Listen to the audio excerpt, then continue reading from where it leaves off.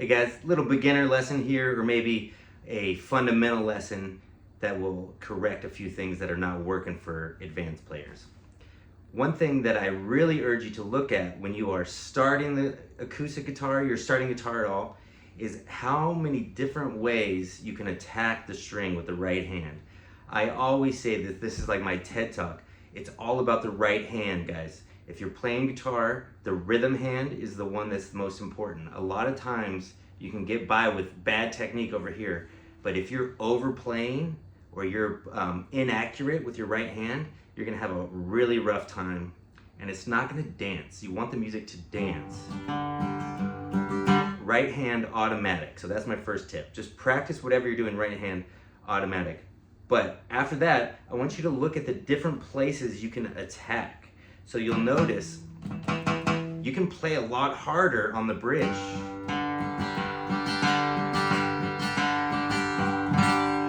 But it's super twangy, right? So the strings are tighter.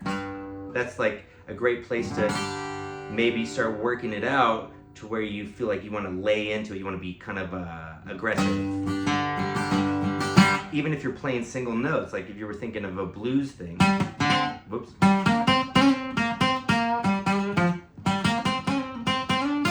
So back there, I can play as hard as I want, and it still comes out, especially on the acoustic guitar. You want to be able to vary your attack so much. So if you can play hard, like how hard can I play? Overdo it. But then you also want to be able to play as soft and as gentle as possible. I would suggest doing that up here where it's a sweeter sound. So now instead of attacking down here where it's a brighter sound, I'm going to attack up here. Very gentle. So you could actually have like two personalities. I know this might be more of a beginner lesson, but looking down the road, you're like, okay, I want to have two different personalities in my phrases.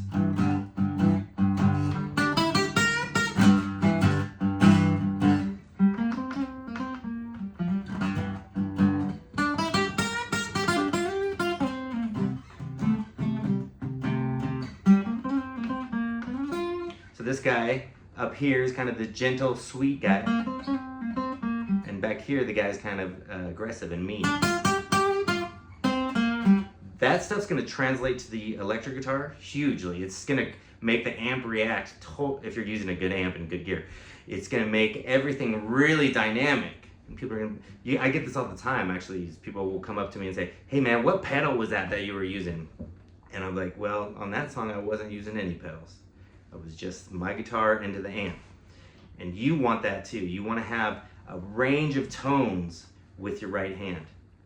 Play on the bridge. Play mean and hard. And then try a little finesse. A little sweet, very gentle. But let's do it with strumming even. You can do so.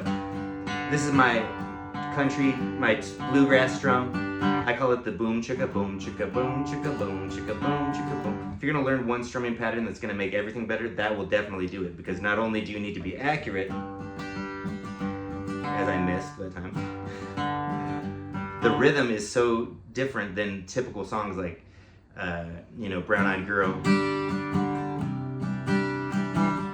This is a great strumming pattern. This is one of the first ones I teach. Down, down, up, down, down, down, up, down. But to do a 2-beat or the boom chicka, it's a complete reorientation of the way you're feeling the rhythm. And I have my students in the beginning learn both of those because it's gonna make maximum finesse for the future of anything they go to play. Other strumming patterns, super easy and fun because they already have this dance of these very sophisticated. People don't think that bluegrass and country music can be sophisticated, but I'm telling you, the rhythms are incredible. All the different rhythmic styles that you study will make you a better musician. So we're kind of going off on a tangent here, but I will say the more you study other strumming patterns, other rhythms, other cultures' music, like if you studied salsa music, the rhythms that are happening there, even if it's not your thing, it's going to make everything you play way better, and you're going to be able to feel the rhythms. That's what the best players do. And I keep saying make it dance or feel the rhythm. If you're just starting out, you want to get to the point where what you're playing feels like it's playing itself, and it's moving you without you doing anything.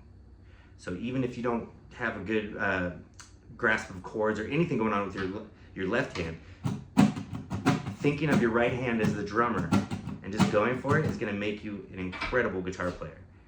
I used to tell people, hey, if you don't know this song, I was playing with some people back in the day, I think it was like an open mic or something, like if you don't know this song, just hold the strings and just give me some percussion.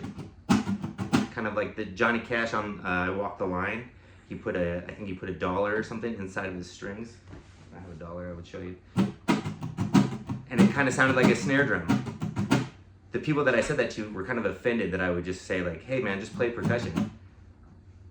From my point of view, I was like, that's an honor to just add more percussion. The guitar can be a percussion instrument and it's cool as hell. That's one of the few things that just the acoustic guitar excels at more than anything else, is that it's so percussive. I love electric guitar. If you watch this channel, you know I'm all about the electric guitar. But the acoustic guitar, man, can make people dance. Because the drummer is in there. And the bass player's in there too. And the snare drum.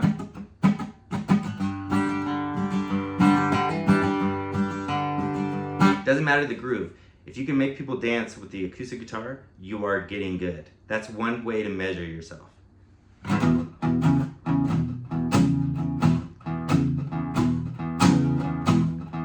If you can think of it more like a drum, and having the finesse of a drum, being able to play it quiet and soft and still groove, you're gonna be getting so good.